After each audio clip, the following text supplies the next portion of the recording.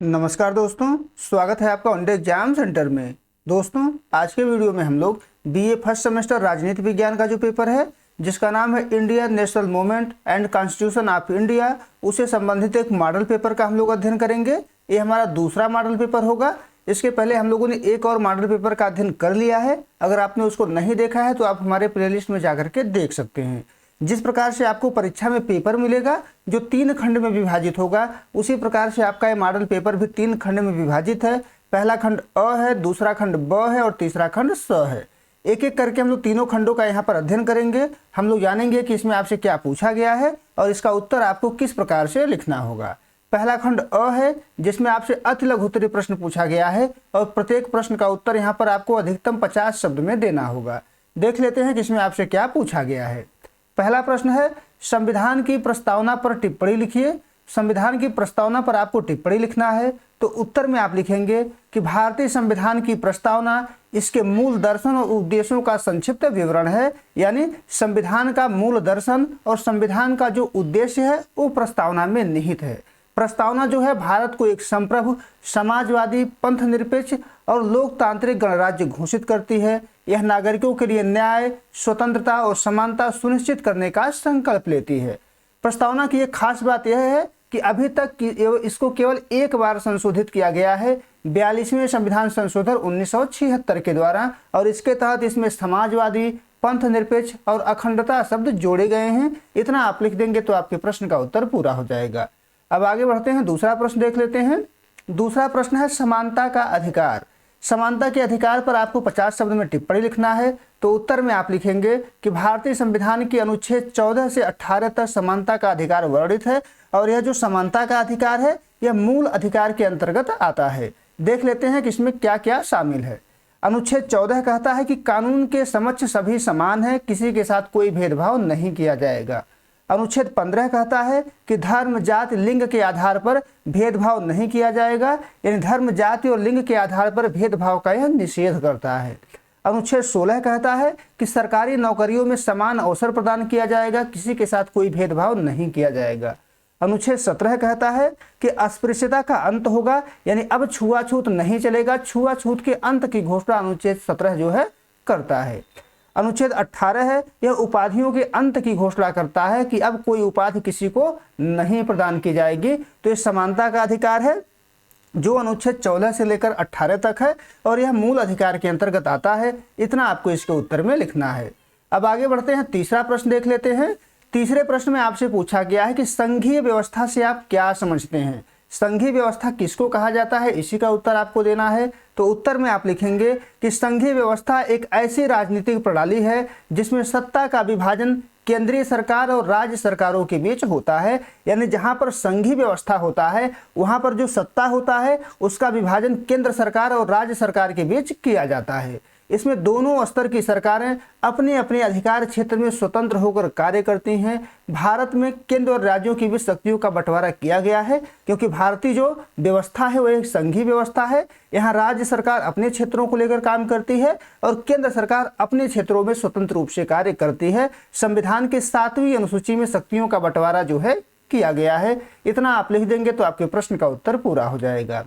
अब आगे बढ़ते हैं, चौथा प्रश्न देख लेते हैं। चौथे प्रश्न में आपसे पूछा गया है कि न्यायिक समीक्षा से आप क्या समझते हैं। न्यायिक समीक्षा किसे कहा जाता है इसके बारे में आपको लिखना है। तो उत्तर में आप लिखेंगे कि न्यायिक समीक्षा वह शक्ति है जिसके द्वारा न्यायपालिका विधायिका द्वारा बनाए गए कानूनों और कार्यपालिका के आदेशों की संवैधानिकता की जांच करती है। यानी न्यायिक समीक्षा जो है न्यायपालिका की एक शक्ति है। इस शक्ति का प्रयोग करके न्यायपालिका जो है विधायिका जो कानून बनाती है या कार्यपालिका जो आदेश जारी करती है उसको जांच करती है।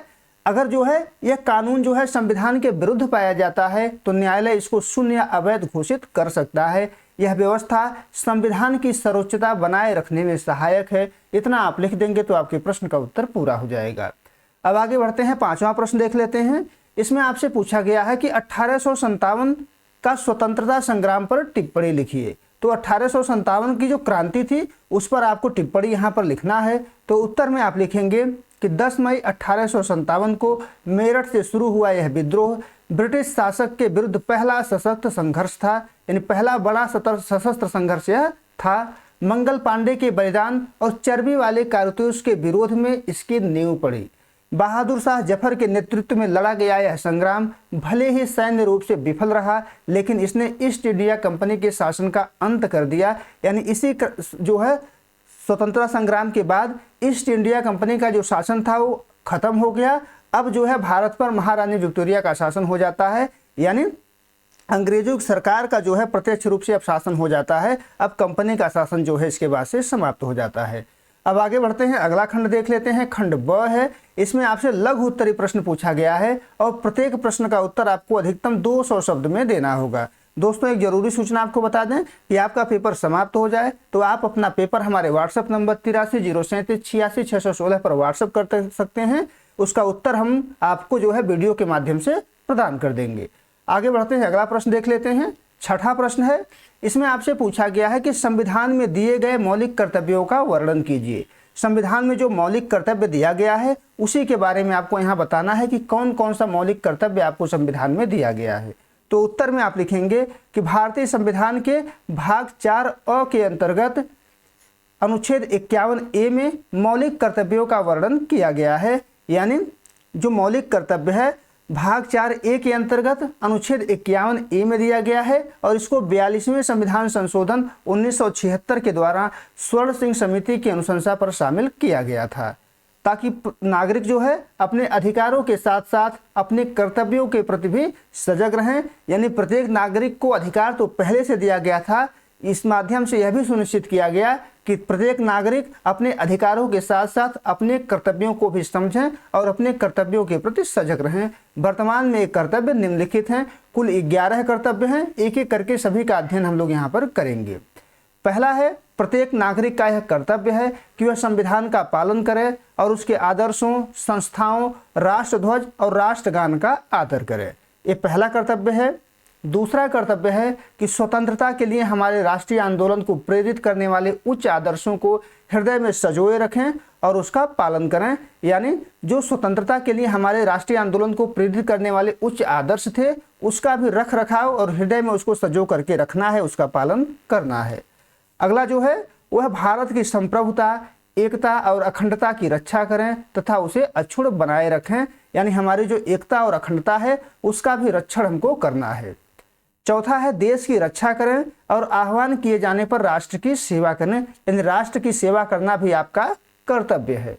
पांचवा कर्तव्य है कि भारत के सभी लोगों में समरसता और समान भ्रातृत्व की भावना का निर्माण करें तथा महिलाओं के सम्मान के विरुद्ध प्रथाओं का त्याग करें। यानी ऐसे प्रथा को आगे नहीं बढ़ाना है जो महिलाओं के सम्मान के विरुद्ध हो। अगला कर्तव्य देख लेते हैं। छठा कर्तव्य है, हमारी मिलीजुली संस्कृति की गौरवशाली परंपरा का महत्व समझें और उसका परिरक्षण करें। यानी हमारी जो मिलीजुली गौरवशाली परंपरा है उसका भी परिरक्षण हमको करना है। सातवां कर्तव्य है, वनों, झीलों, नदियों और वन्य जीवों सहित प्राकृतिक पर्यावरण की रक्षा करें और प्राणी मात्र के प्रति दया भाव रखें। ये हमारा सातवां कर्तव्य है। आठवां कर्तव्य है, वैज्ञानिक दृष्टिकोण, मानवतावाद और ज्ञानार्जन तथा सुधार की भावना का विकास करें। यानी हम परंपरावादी दृष्टिकोण को छोड़ करके वैज्ञानिक दृष्टिकोण को अपनाएं, मानवतावाद में विश्वास करें और ज्ञानार्जन करें, ज्ञान में अपने सुधार करें। ऐसी भावना का विकास हमको करना है। नौवां कर्तव्य क्या है, सार्वजनिक संपत्ति को सुरक्षित रखें और हिंसा से दूर रखें। यानी सार्वजनिक संपत्ति को हमको नष्ट नहीं करना है, उसका सुरक्षा करना है और हिंसा से हमको दूर रहना है। यह भी हमारा एक कर्तव्य है। 10वां कर्तव्य है, व्यक्तिगत और सामूहिक गतिविधियों के सभी क्षेत्रों में उत्कर्ष की ओर बढ़ने का सतत प्रयास करें जिससे राष्ट्र प्रगति की नई ऊंचाइयों को छू सके। आगे बढ़ते हैं, 11 नंबर का कर्तव्य देख लेते हैं। यह बाद में जोड़ा गया था, 86वें संविधान संशोधन 2002 के द्वारा यह जोड़ा गया था और इसमें बताया गया है कि 6 से 14 वर्ष तक की आयु के अपने बच्चों को शिक्षा के अवसर प्रदान करें। यानी जिन बच्चों की उम्र 6 से 14 वर्ष है उनको पढ़ाना आपका कर्तव्य है।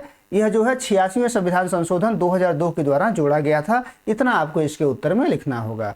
आगे बढ़ते हैं, अगला प्रश्न देख लेते हैं। 7वां प्रश्न है, इसमें आपसे पूछा गया है कि मुख्यमंत्री की शक्तियों का विवेचन कीजिए। मुख्यमंत्री की कौन कौन सी शक्तियां होती हैं जो संविधान में निहित हैं, उसी के बारे में आपको यहाँ पर लिखना है। तो उत्तर में आप लिखेंगे कि भारतीय संविधान के तहत मुख्यमंत्री राज्य सरकार का वास्तविक कार्यकारी प्रमुख होता है, जिसकी शक्तियों का विवरण निम्नलिखित है। एक एक करके हम लोग यहाँ पर उसके शक्तियों की विवेचना करेंगे। पहली शक्ति है मुख्यमंत्री की कि अनुच्छेद 164 के अनुसार मुख्यमंत्री की सलाह पर ही राज्यपाल अन्य मंत्रियों की नियुक्ति करता है और वह मंत्रियों के विभागों का वितरण एवं फेरबदल करता है। यानी जो राज्यपाल मंत्रियों को नियुक्त करता है वो मुख्यमंत्री की सिफारिश पर ही करता है, मुख्यमंत्री के सलाह पर ही करता है और मुख्यमंत्री ही मंत्रियों के विभागों का बंटवारा करता है। मंत्रालयों का फेरबदल भी उसी के द्वारा किया जाता है। मुख्यमंत्री की दूसरी शक्ति है कि मुख्यमंत्री मंत्रिपरिषद की बैठकों की अध्यक्षता करता है और उसके निर्णयों को प्रभावित करता है। मुख्यमंत्री का त्यागपत्र पूरी मंत्रिपरिषद का इस्तीफा माना जाता है। अगली शक्ति देख लेते हैं। अनुच्छेद 167 के तहत मुख्यमंत्री का यह संवैधानिक कर्तव्य है कि वह राज्य के प्रशासन और विधायी प्रस्तावों की समस्त जानकारी जो है राज्यपाल को प्रदान करे। अगला जो है वह राज्यपाल और मंत्रिपरिषद के बीच संवाद की मुख्य कड़ी के रूप में कार्य करता है। यानी मुख्यमंत्री जो है राज्यपाल और मंत्रिपरिषद के बीच संवाद का कड़ी होता है, संवाद की कड़ी के रूप में कार्य करता है और कैबिनेट के फैसलों से राज्यपाल को अवगत कराता है। मुख्यमंत्री की अगली जो शक्ति है वह राज्य के महत्वपूर्ण पदों जैसे महाधिवक्ता हो गया, अनुच्छेद 165 के अंतर्गत राज्य निर्वाचन आयुक्त हो गया, राज्य लोक सेवा आयोग के अध्यक्ष की नियुक्ति हो गया। इसके लिए वह राज्यपाल को परामर्श देता है, राज्यपाल उसके परामर्श के अनुसार ही इसकी नियुक्ति करता है। मुख्यमंत्री की अगली शक्ति है अनुच्छेद 174 के अंतर्गत वह राज्यपाल को विधानसभा का सत्र बुलाने, उसे स्थगित करने या विधानसभा को भंग करने की सिफारिश कर सकता है। यह भी मुख्यमंत्री की ही शक्ति है। अगली शक्ति है मुख्यमंत्री की, वह सदन के पटल पर सरकार की नीतियों की घोषणा करता है और विधानसभा में बहुमत दल के नेता के रूप में सदन का नेतृत्व करता है। मुख्यमंत्री की अगली जो शक्ति है वह नीति आयोग और अंतर्राज्यीय परिषद अनुच्छेद 263 के अंतर्गत जैसी राष्ट्रीय संस्थाओं में अपने राज्य का प्रतिनिधित्व करता है। अंतिम शक्ति है वह राज्य की लोक सेवाओं का नियंत्रण करता है और प्रशासनिक मशीनरी के सुचारू संचालन के लिए जिम्मेदार होता है। इतना आप लिख देंगे तो आपके प्रश्न का उत्तर पूरा हो जाएगा। अब आगे बढ़ते हैं। अगला खंड 100 है। इसमें आपसे दीर्घ उत्तरीय प्रश्न पूछा गया है और प्रत्येक प्रश्न का उत्तर आपको अधिकतम 500 शब्द में यहाँ पर देना होगा। देख लेते हैं कि इसमें आपसे क्या पूछा गया है। इसमें 8वां प्रश्न है, राज्यसभा के गठन एवं शक्तियों का वर्णन कीजिए। राज्यसभा का गठन किस प्रकार से किया जाता है और राज्यसभा में कौन कौन सी शक्तियां निहित हैं, उसी को यहाँ पर आपको लिखना होगा। तो उत्तर में आप लिखेंगे कि भारतीय संविधान के अनुच्छेद 80 के तहत राज्यसभा को संसद का उच्च सदन या राज्यों की परिषद कहा जाता है। यह एक स्थायी सदन है, इसको कभी भंग नहीं किया जाता है, जो कभी भंग नहीं होता है। राज्यसभा के गठन और शक्तियों का विस्तृत विवरण निम्नलिखित है। पहले हम लोग राज्यसभा के गठन के बारे में जानेंगे, फिर उसके शक्तियों के बारे में हम लोग अध्ययन करेंगे। तो राज्यसभा का गठन देख लेते हैं। राज्यसभा के सदस्यों की जो संख्या है वो अधिकतम 250 निर्धारित है, लेकिन वर्तमान समय में इसकी संख्या 245 है। 245 सदस्य संख्या इसकी वर्तमान समय में है। इसमें जो है 12 सदस्यों को राष्ट्रपति के द्वारा मनोनीत किया जाता है, जो कला, साहित्य, विज्ञान और समाज सेवा जैसे क्षेत्र से जुड़े होते हैं। उदाहरण के रूप में सचिन तेंदुलकर को मनोनीत किया गया है, रेखा को मनोनीत किया गया है, रंजन गोगोई जैसे सदस्यों का मनोनयन राष्ट्रपति के द्वारा ही किया गया है। बाकी का निर्वाचन किया जाता है। 233 सदस्य राज्यों और केंद्र शासित प्रदेशों की विधानसभाओं के निर्वाचित सदस्यों द्वारा चुने जाते हैं। इनका जो चुनाव होता है वो आनुपातिक प्रतिनिधित्व पद्धति के अनुसार होता है। आनुपातिक प्रतिनिधित्व पद्धति के अनुसार एकल संक्रमणीय मत के द्वारा इनका चुनाव होता है। अब कार्यकाल देख लेते हैं। राज्यसभा चूंकि एक स्थायी सदन होता है, इसके सदस्यों का जो कार्यकाल होता है वो कुल 6 वर्ष होता है।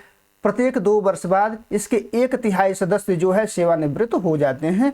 यानी एक राज्यसभा सदस्य का कार्यकाल 6 वर्ष होता है, प्रत्येक 2 वर्ष बाद इसके 1/3 सदस्य सेवानिवृत्त होते हैं।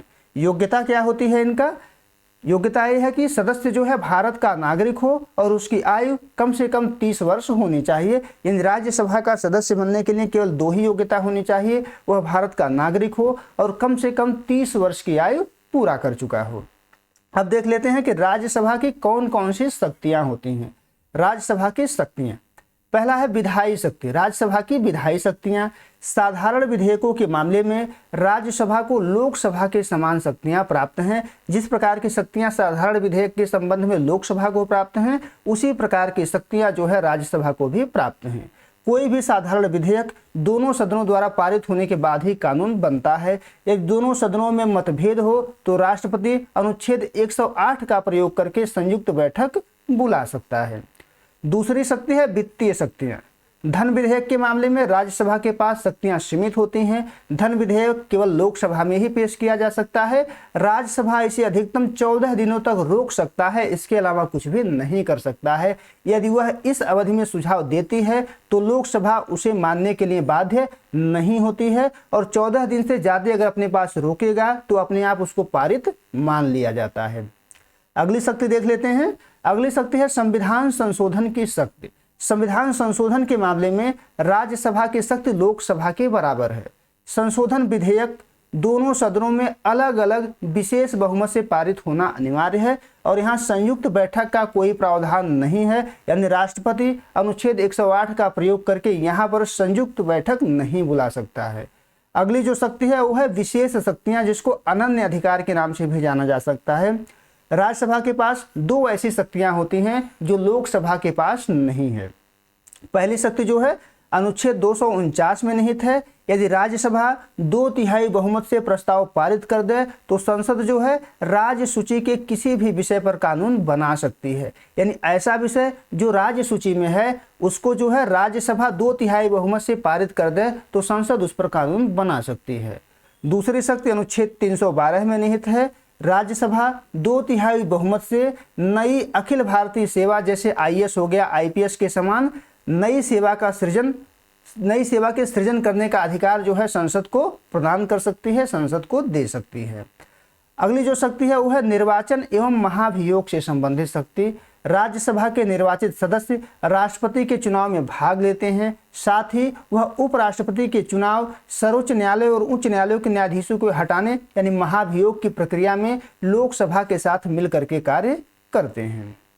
अब हम लोग निष्कर्ष लिखेंगे, और निष्कर्ष में हम लोग लिखेंगे कि यद्यपि वित्तीय मामलों में लोकसभा अधिक शक्तिशाली है, किंतु संघीय व्यवस्था में राज्यों के हितों की रक्षा करने और जल्दबाजी में लिए गए विधायी निर्णयों पर अंकुश लगाने के लिए राज्यसभा की भूमिका अत्यंत महत्वपूर्ण है। इतना आप लिख देंगे तो आपके प्रश्न का उत्तर पूरा हो जाएगा।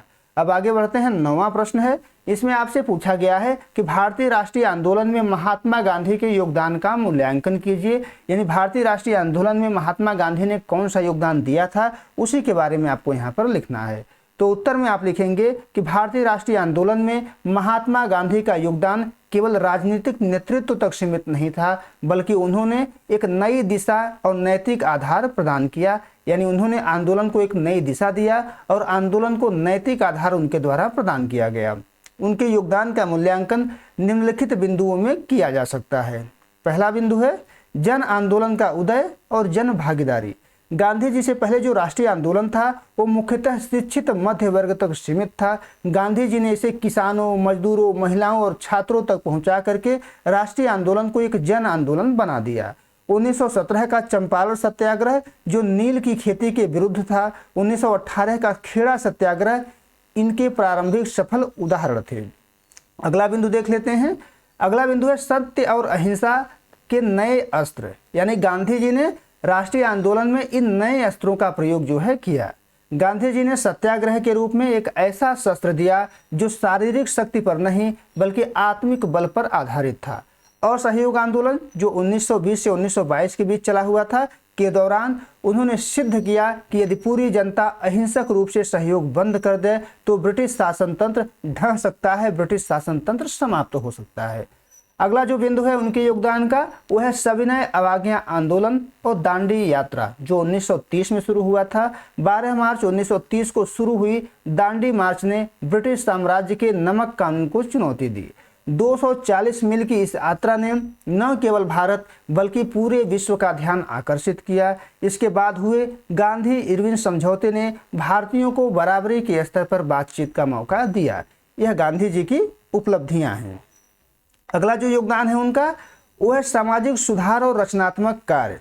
गांधी जी केवल जो है स्वतंत्रता आंदोलन नहीं चला रहे थे, बल्कि सामाजिक सुधार कार्यक्रम भी चला रहे थे। रचनात्मक कार्य भी उनके द्वारा किया जा रहा था। गांधी जी का मानना था कि भारत की स्वतंत्रता तभी सार्थक है जब सामाजिक बुराइयों से मुक्त हो, यानी जब भारत सामाजिक बुराइयों से मुक्त होगा तभी उसकी स्वतंत्रता सार्थक होगी। उन्होंने अस्पृश्यता यानी छुआछूत के विरुद्ध हरिजन सेवक संघ की स्थापना की और दलितों के उत्थान के लिए कार्य किया। उन्होंने खादी और चरखे को आत्मनिर्भरता और स्वदेशी का प्रतीक बनाया।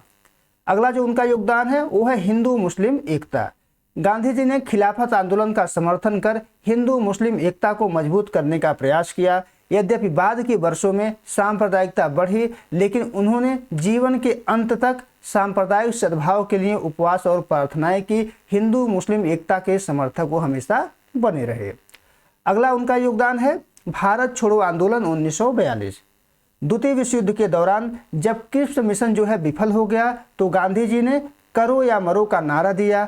यद्यपि उन्हें तुरंत गिरफ्तार कर लिया गया, लेकिन इस आंदोलन ने अंग्रेजों को यह एहसास दिला दिया कि अब वे भारत में बलपूर्वक शासन नहीं कर सकते, यानी भारत में अब उनको बलपूर्वक शासन नहीं मिलेगा, अब उनको भारत को छोड़ करके जाना पड़ेगा।